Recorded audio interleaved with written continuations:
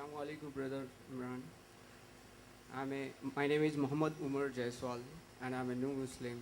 I took Shahada in the year 2006, and my elder brother Abdullah he completed Dawa training in IRF, and I have been a student of you, Alhamdulillah. But the day I took the Shahada, since then till now, I have been abused, and I have been asked so many serious questions about Islam, and they are none but Muslims. And I have found, the day I have realized what is the real Sahih tariqah for Deen Islam, I have been asking, people, they are asking so many serious questions and they didn't know anything about Islam. As you said, yes, these Muslims are in coma. So what would you suggest to them? Why they are not following these things? Brother has posed a very common question.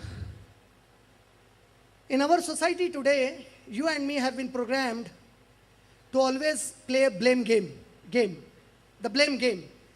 Never find a fault in you. Always you are at fault. You are at fault. You are at fault. MashaAllah, you said you took Shahada in 2006. I am a born Muslim. My father is sitting here. I am a born Muslim.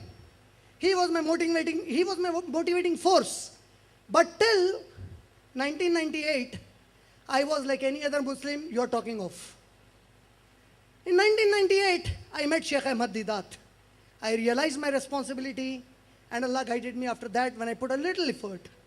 You said you read the Shahada in 2006. You are no more a new Muslim, 8 years old. What did you do since 8 years? So now it's an opportunity for you. If you are not in coma, work hard for Islam. Now you don't go in coma. And the people in coma, if they ask you a question, they are unconscious. Don't reply them.